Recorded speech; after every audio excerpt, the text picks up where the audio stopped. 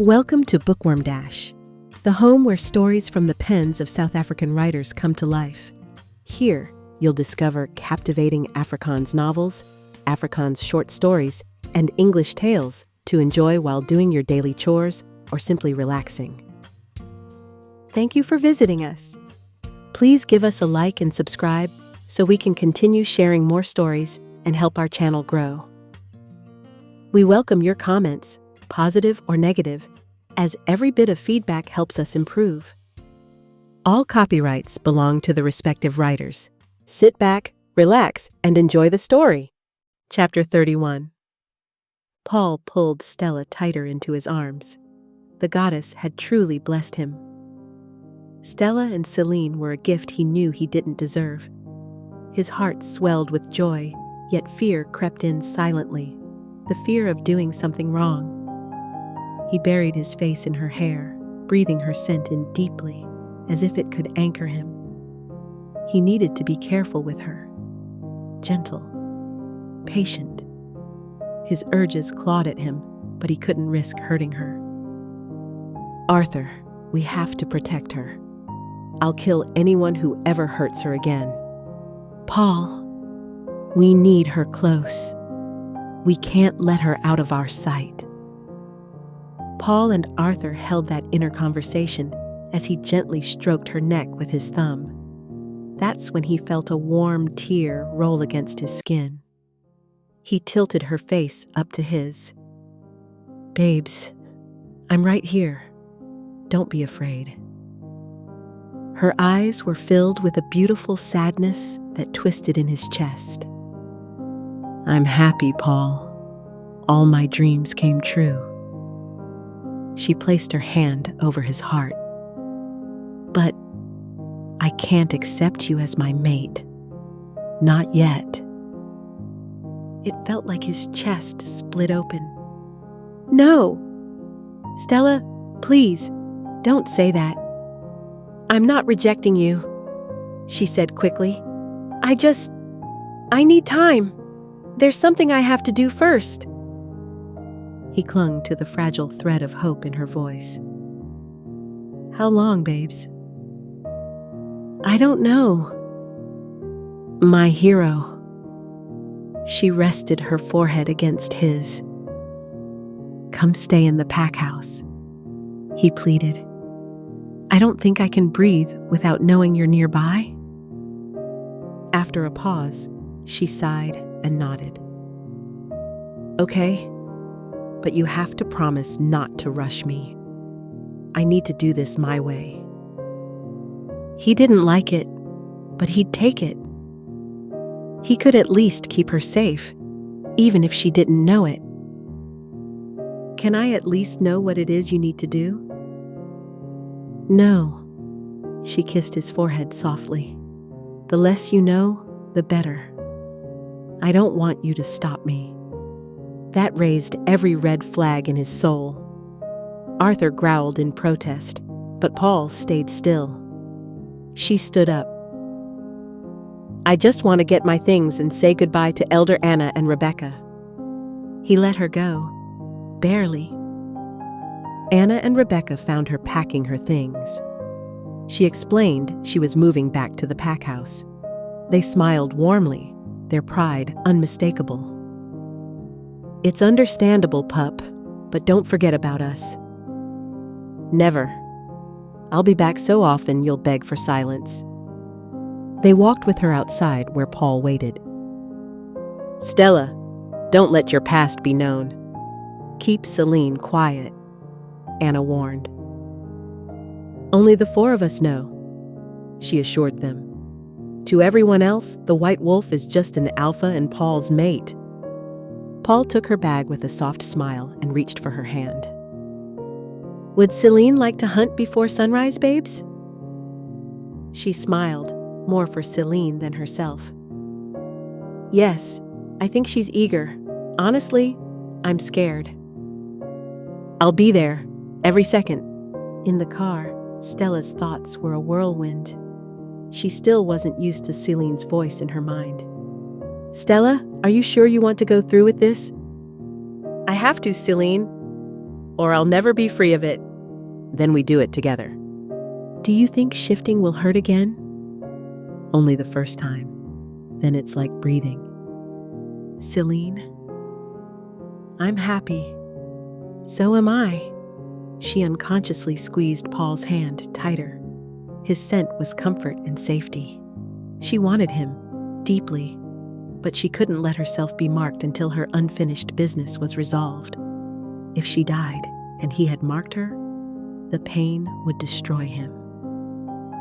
At the pack house, she was welcomed with open arms. Crystal hugged her tightly, then pushed her back and frowned slightly. Something's different about you, pup. Paul placed a possessive hand on her shoulder. She accepted you, Crystal guessed, eyes wide with joy. But the silence that followed deflated the excitement. Discomfort on Stella's face, disappointment on Paul's. Paul spoke gently. Stella has something big to share, but not yet. It must remain secret. For now. Let's sit, said Tasha. Joseph, pour something. I get the feeling we'll need it. Once seated, Paul pulled her close. Well, pup? Tasha asked. What's the news? I shifted tonight, Stella said calmly. I'm a wolf. 3 jaws dropped. Even Joseph spilled a little as he turned. Paul couldn't help but laugh. And she's an alpha. Her wolf's name is Celine. A rapid fire of questions followed. Wait, what does she look like? An alpha? When did this happen? Paul raised a hand. You'll meet her tonight. We're going for a hunt. Tasha and Crystal leapt to their feet instantly. Joseph rolled his eyes. Sit down. Let the pup finish her drink. Pup finish her drink. Chapter 32. The older wolves were speechless after the hunt. They had never seen such beauty in a wolf. White as snow, eyes like winter sky. Celine had left them stunned. Paul watched Stella sip coffee, exhausted. Her face was soft, drained but at peace. He moved closer, gently taking her hand. She looked up, and for a fleeting moment, her eyes revealed everything: happiness, pain, desire, and revenge. He didn't speak. He just nodded toward the stairs. I hope the room's all right, babes. She gave a tired smile and glanced longingly at the bed. He gestured for her to lie down. She collapsed face down without hesitation. Paul chuckled. You're clearly exhausted. After everything, and Celine going full beast mode out there. He sat on the bed beside her. Stella tensed, then pulled herself to the headboard. She sat upright, keeping space between them. His hip brushed hers, and her heart skipped. I am tired, and still processing everything. He leaned in, searching her eyes for permission. She held her breath. He reached under her hair and rested a hand on her neck. Their eyes never broke. He leaned in, slowly, softly. His lips brushed hers like a feather. He didn't push. He waited. Her breath caught. Then she licked her lips, and that was all he needed. He kissed her, gently, hungrily. His hand explored the lines of her cheek. She responded, softly. Her hand caressed his jaw. A moan slipped from his throat. They melted together. He shifted over her, careful not to pin her down, his weight suspended. His lips traveled to her throat. Her pulse raced. His hand traced the curve of her waist. But then, clarity. What are you doing, Stella? Don't light fires you don't plan to feed. Her eyes snapped open. She gently pulled her hands from his and placed them on his chest. He looked confused, breathless. She slipped out from under him and stood at the bathroom door, not meeting his eyes. "I'm sorry," he said. "You asked me to wait." "No, it's okay. I let it go too far. But Paul, for now, we need to keep some space."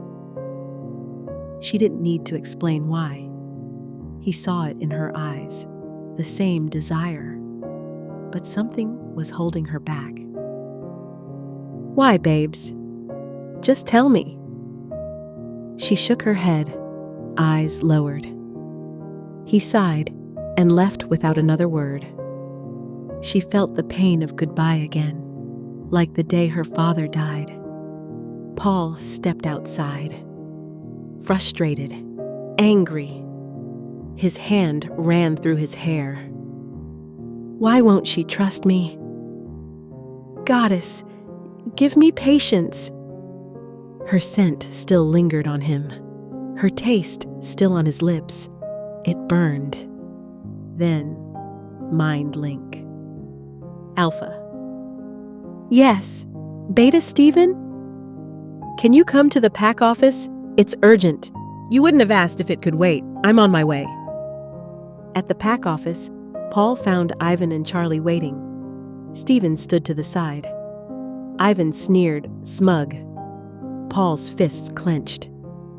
Keep Arthur under control. Not yet. I understand you're the toy's mate, Ivan mocked.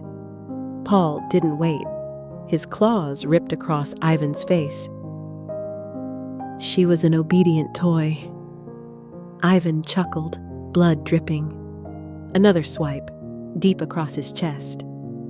Her screams were music to our ears. That did it. Paul lost control. Arthur surged forward, shifting. He bit into Ivan's throat, hard. Someone pulled at Arthur's neck, but it was useless. Arthur was rage itself. Finally, Paul regained control and shifted back, breathing hard, fuming. Steven raised his hands in submission. Paul growled, then turned to leave. Get the other names, he snapped. I need to cool off before I kill him. The guard handed him a coat as he stormed out. Meanwhile, Stella lay in the forest grass, staring at the dancing sunlight through the trees. A soft tickle on her cheek made her smile. Wake up, sleepyhead, Catherine giggled. They wrestled briefly in laughter before collapsing side by side. Peace filled Stella, for the first time since her father's death. Then she saw it, a purple glint in Catherine's eyes. She froze. That's not normal. Cat, how old are you again? Catherine grinned. You know I'm 12. Stella wasn't convinced. So, what's your news? I know where Ivan is. He's in the pack house basement. Stella's breath caught. Why didn't Paul tell her? What now? We going to get him? Kat asked, eyes bright. No, not yet. There are 2 more. Go listen. Find out who they are. Catherine pouted and walked off slowly. Kat, wait. I'm sorry. But she was gone. Vanished, like mist in the morning sun. Chapter 33. Stella walked toward the institute with renewed strength in her step, her heart steadier than it had been in weeks. She glanced around as she neared Tashia's house, her senses sharpened since shifting. And that's when she smelled something oddly familiar. Catherine? She whispered under her breath. Before she could process the scent, a blonde-headed whirlwind flung into her arms.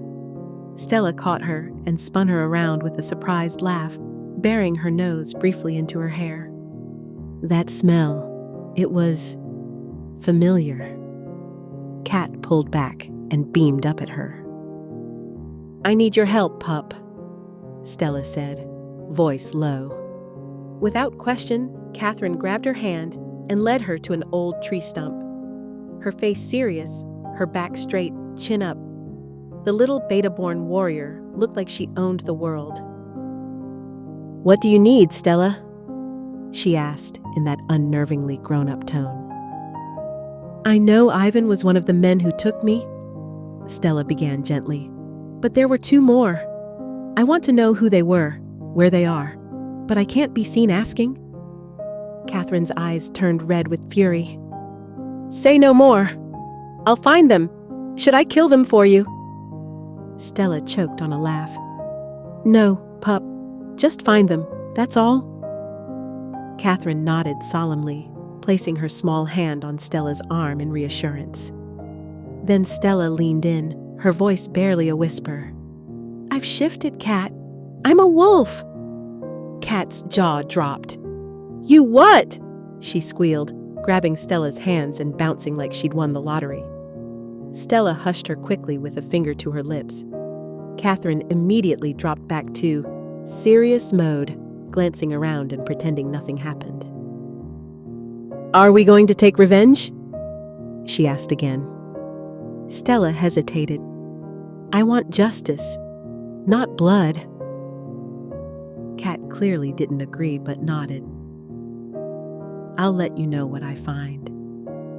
Then she turned and stormed off without another word.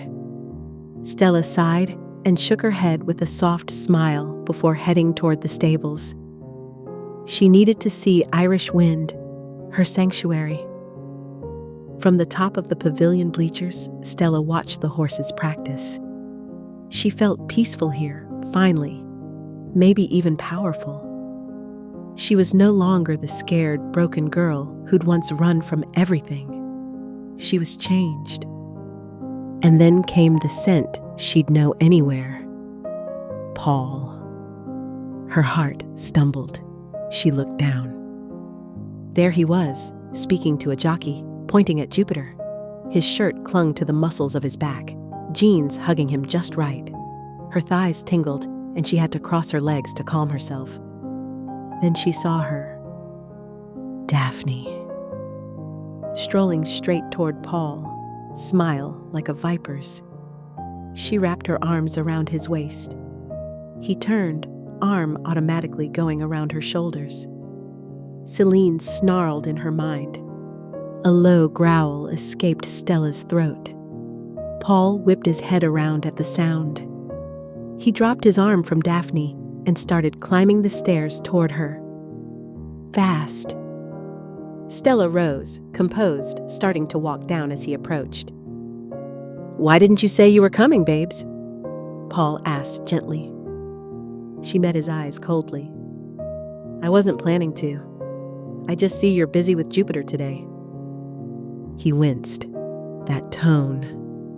She shrugged and walked past him.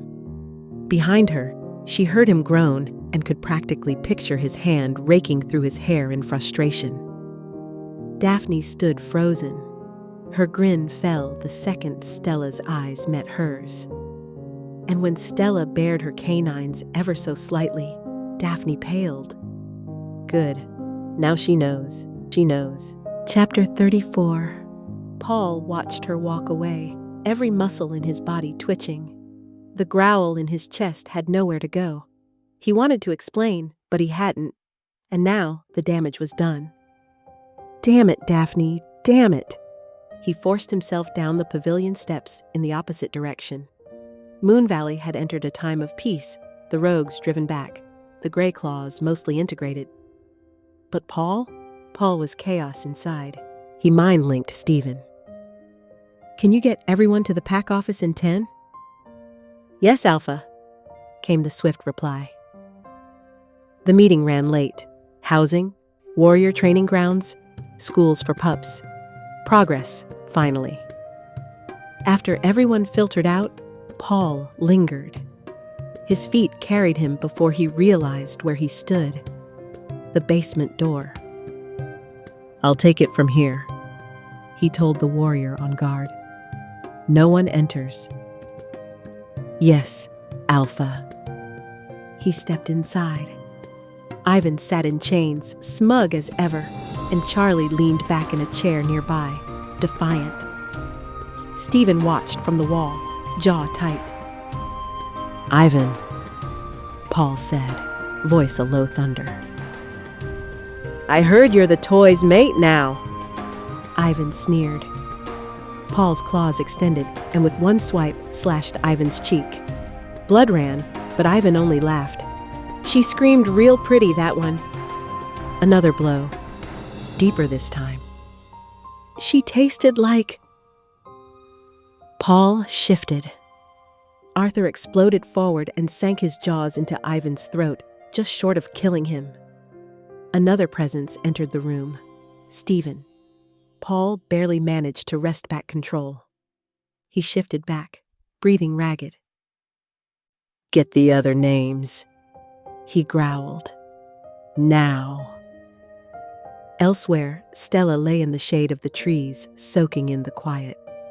The sounds of nature wrapped around her like a warm cloak, until a tickle on her cheek woke her. "Cat," she said with a soft smile. "Wake up, sleepyhead," Catherine giggled. They played, they laughed.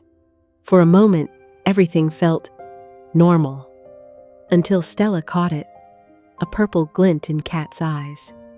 Impossible. She was too young. "You okay?" Catherine asked. "How old are you again?" 12, she answered without hesitation. Maybe it was nothing. Stella shook off the thought. "All right then, what news do you have?" "I know where Ivan is." Stella's smile dropped. "Where?"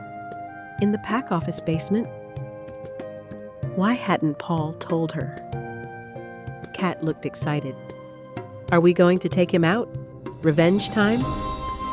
Stella stared into the woods. "Number, there are still 2 others. You find out more. I'll handle Ivan." Catherine deflated. "Why can't I come?" "Because I said so. Please, go do what I asked." The pup turned and walked away, shoulders low. "Cat, wait!" Stella called, guilt flaring. But Catherine was gone. Gone. Like mist before the sun. And Stella was left with her heartbeat in her throat. Chapter 35. Stella ran deeper into the woods, her voice echoing between the trees. "Catherine!" She called again, her voice cracking. She had disappeared right before her eyes, like mist before the sun. Stella's heart pounded with a strange mix of fear, betrayal, and gut-twisting frustration. That flash of violet light in Catherine's eyes? She hadn't imagined it. She pushed her hand through her hair, scanning the forest floor and canopy as if an answer would appear among the leaves. "Where are you?" she whispered. She heard Paul's voice in the distance. "Stella!" She ran toward it. "Paul, please, help! She's gone!" Paul caught her by the shoulders and bent down to meet her eyes. "Take a deep breath, slowly. Tell me who's gone." She exhaled shakily, then told him everything. How Catherine vanished into thin air, how her eyes glowed, how something didn't feel right. Paul's brow furrowed with quiet intensity as he listened. Then he wrapped his arms around her, resting his chin against her head. "We'll find her," he whispered. But the crease between his brows didn't disappear. "Come," he said softly. "Let's go to the elders. They might guide us in the right direction." In silence, hand in hand, they walked to the elders' cottage. Anna and Rebecca stood waiting on the porch. Their faces warmed with soft, knowing smiles. "Well now," Rebecca said teasingly, "to what do we owe the honor of such a visit?" The four of them sat around the cottage kitchen table as Stella relayed everything she had seen. Anna and Rebecca exchanged a glance. Anna gave a single nod as answer to Rebecca's unspoken question. She reached across the table to take Stella's hand. "My pup," she said gently. "It sounds like Catherine? Maybe a fae." Stella's eyes widened. "No, that can't be. She's been with us since she was a toddler. Ask Mother Tasha. She'll tell you." Paul gave a low growl of discomfort. He could feel Stella's confusion and that subtle sting of betrayal rising. "Faes can shift form and hold it for a very long time," Rebecca added. "There must be a reason she kept it hidden." "But she's just a pup," Paul argued. "She may be half fae, half wolf," Anna said calmly. "And if that's true, it could explain why her parents abandoned her." Paul frowned thoughtfully. "Makes sense. Maybe she didn't even know what she was until something triggered it." "Maybe when she felt hurt or threatened," Stella added quietly. "Her fae instincts took over."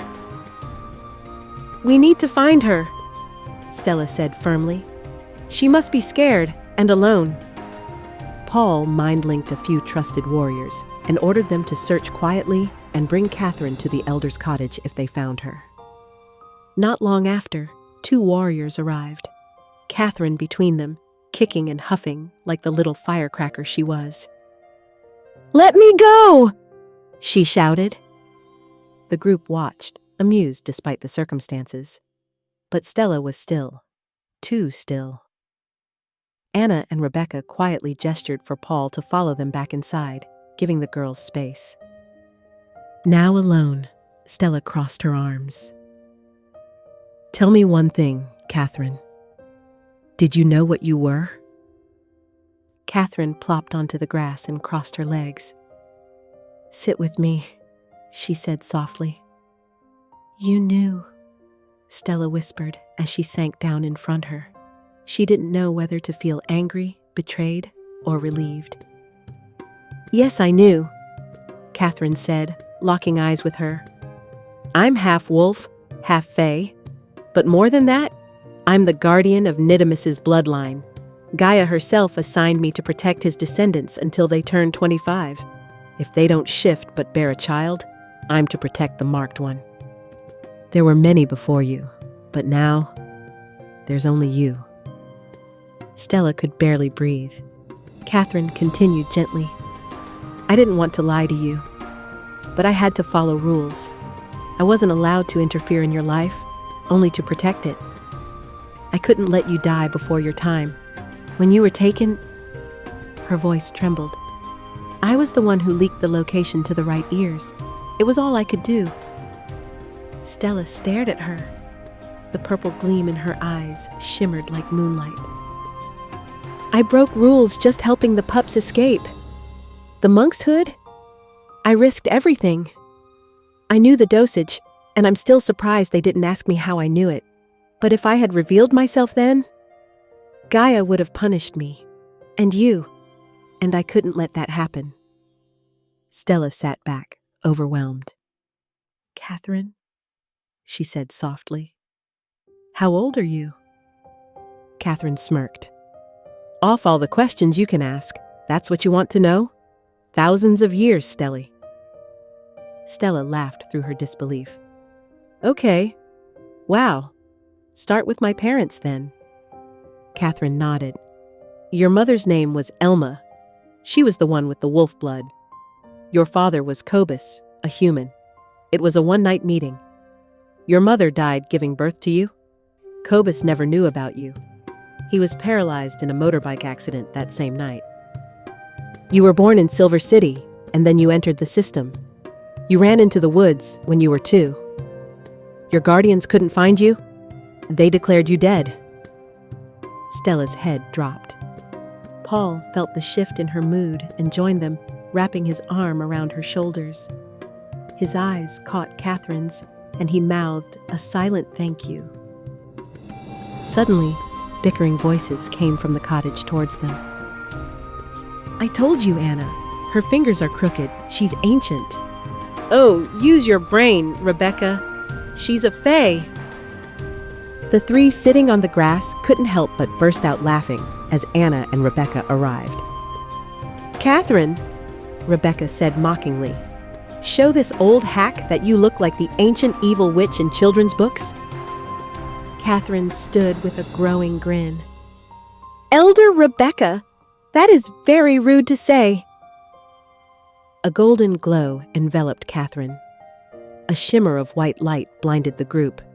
As it faded, her true form appeared.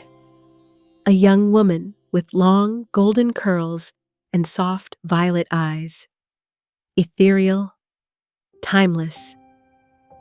Awe and silence followed. See? Anna bellowed. Told you! And just like that, laughter erupted again. Even Stella smiled, with teary eyes and a heart slowly stitching itself whole again. Chapter 36. The basement is quiet, too quiet. Catherine stands with her hands folded behind her back, waiting near the wall. He's in there, she says softly. I'll wait here. Just call, and I'll come. Stella nods and takes a deep breath. Her eyes flick briefly to the warrior standing like a mannequin, gaping at Catherine. Then she steps into the basement. Ivan sits in the shadows, chained, but still wearing that smug grin. Pop it, he sneers. You just couldn't stay away, could you? Come to collect your trophy? Or maybe to scream a little more like you did that night? Stella's eyes are ice, silent. She walks slowly toward him, her spine straight, strength in every step. I came, she says, so you could see who I am now. Not a victim, not afraid. I'm done with you. I needed to look you in the eye and say your day will come. Ivan chuckles nervously, taunting. You don't have it in you for revenge? You think Paul will always love you and protect you? He lets out a harsh, sadistic laugh. Stella gives him a calm, cold smile. Exactly, just like you said. But you're wrong about one thing, and for that, you should thank yourself and your two friends. Revenge is bittersweet. Ivan lunges forward, the chains pulling tight. You can thank Alpha Duncan we didn't go further. Set me free, bitch, so I can show you what Joe and Leonard really wanted to do.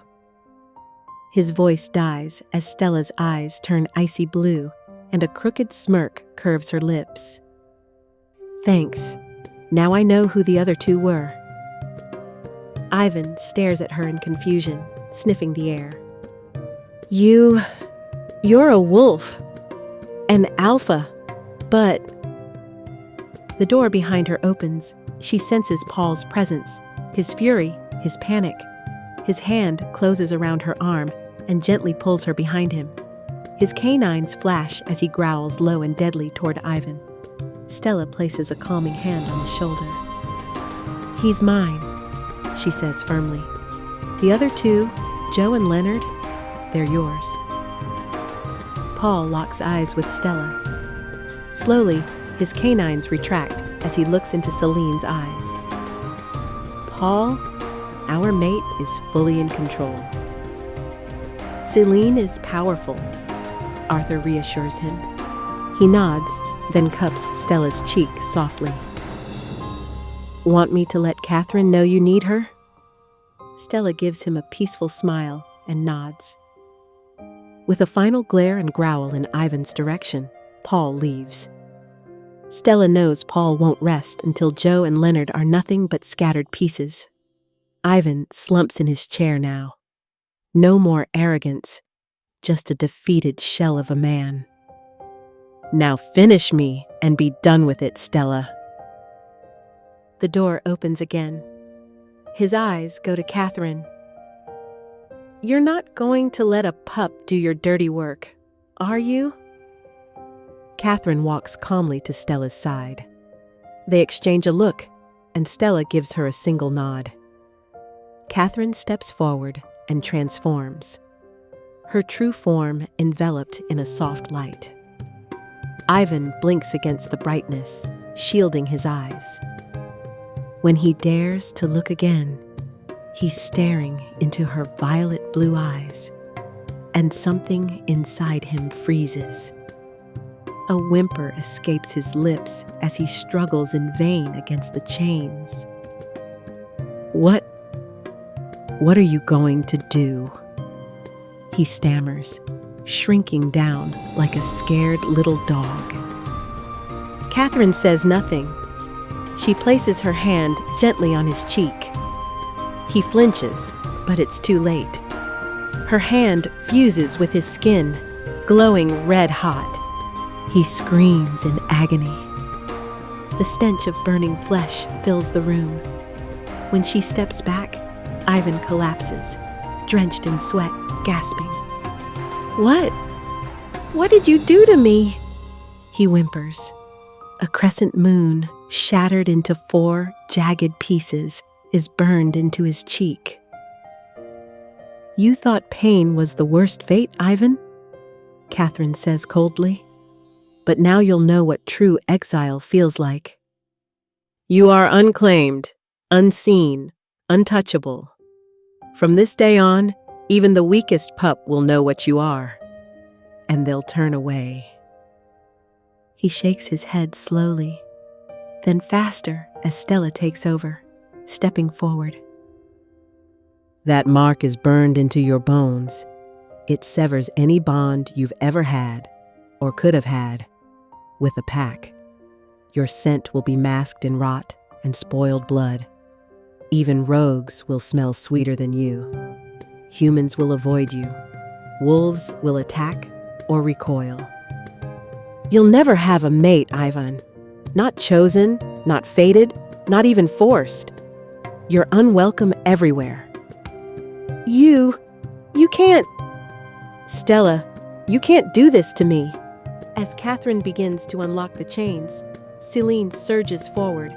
Stella lets her wolf take over. Ivan's eyes widen in absolute terror. He shrinks under Celine's icy gaze, whimpering. When the last shackle falls, he stumbles to his feet and bolts. He looks back once, just once, and sees Celine, glowing, growling, fangs bared, watching him with the eyes of judgment. Outside, he raises an arm to shield his eyes from the sun, only to freeze. The entire pack stands waiting for him. Paul is at the front. They part, not to block him, but to let him leave, because Stella asked them to. Ivan was never seen again, but she knows he's still alive, because that's the true punishment. True punishment. Chapter 37. The wind is still, too still. Outside the Heartstone Circle, the entire pack waits, dressed in silver linen with wolf symbols embroidered over their hearts. The forest whispers its blessings over the bond. The air smells of rosemary and moonlight, and high above, the blood moon slowly moves into position for the eclipse. Paul waits. His eyes scan the circle of white stones, a sacred place that only reveals itself when a true prophecy bond is about to take place. His heart beats slow, deep. Will the stones glow? Or is this just a traditional true bond? It doesn't really matter to Paul. He has his true mate, a blessing from the goddess herself. Arthur is quiet within him, but awake, like a prophet who knows the world is about to shift. Stella appears on the other side of the circle. Her auburn curls hang loose, dressed in a white gown that clings to her like mist wraps around the trees. Her eyes, glowing ice blue, yet soft. Catherine and Tasha guide her forward, with Anna and Rebecca in ceremonial escort. Paul steps toward her. They meet in the center, just as the moonlight begins to shift. A single red beam breaks through the clouds and strikes the heartstone. The stones begin to glow, like rubies ignited from within. Catherine and the elders step forward, with Anna standing in reverence behind them. "Place your hand over your mate's heart," says Catherine. She begins speaking in a language as old as the stars, long-lost Fey words, ancient, powerful. The heartbeat of the earth rises beneath them as a soft pulse glows from the ground around their feet. Paul places his right hand over Stella's heart. She places hers on his chest. A silver-blue glow lifts them gently from the ground, just a few inches, as if light itself is holding them in midair. The glow wraps around their bodies, binding them in unity. The entire pack falls silent in awe. The energy begins to dance across their skin, in their hair. Stella feels Celine stir, not just within her, but around her.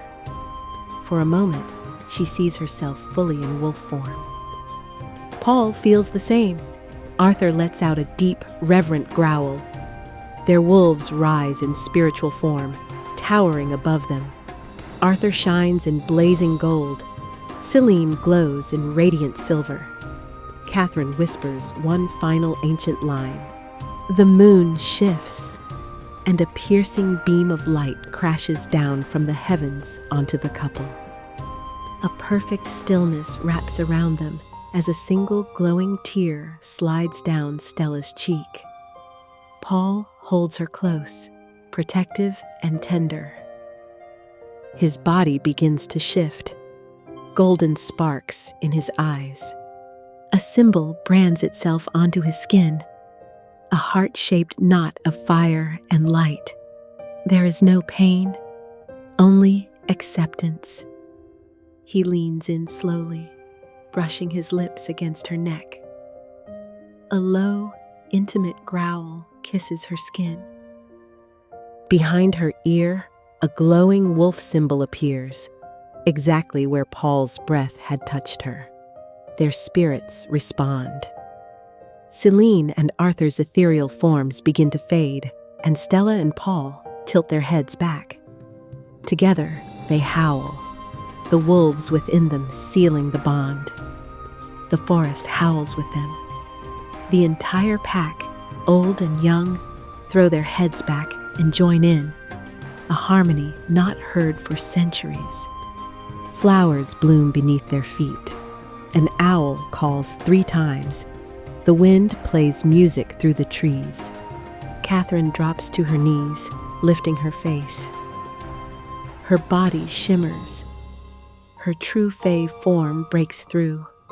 Golden hair, violet eyes.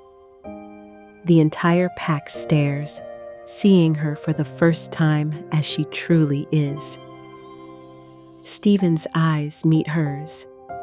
His chest tightens. His wolf rises. "Mate," he whispers. Stella looks up at Paul, their marks still glowing. She smiles, not like before, but like someone who has truly awakened. From this night forward, her voice rings out, clear and powerful. We are not just a pack. We are a force. The stones around them brighten. The heavens answer with starlight burning brighter. And the forest? The forest whispers a new prophecy. From this union, a legend will be born. Epilogue. The moonlight poured softly through the treetops, dancing across the wooden floor of the nursery. Outside, Moonvalley lay wrapped in peace, strong, united, reborn. Inside the Alpha house, Stella stood barefoot by the cradle. Her long red curls brushed the cheeks of the tiny bundle in her arms.